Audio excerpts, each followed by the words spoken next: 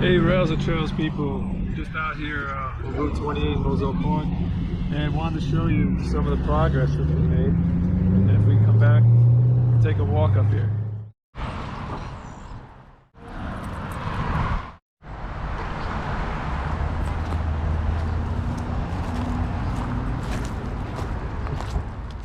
Right behind me here is Climax Brewery.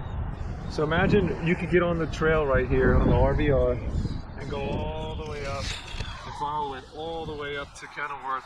And let's say you get here, you pass over Michigan Ave, go near the Acme, and then Kenilworth's picking up in Kenilworth.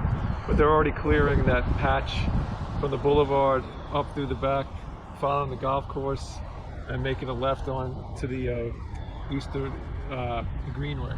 So it's pretty exciting. I mean, when you look around here, some of the progress that's been made. So hats off to getting this done. Pretty awesome.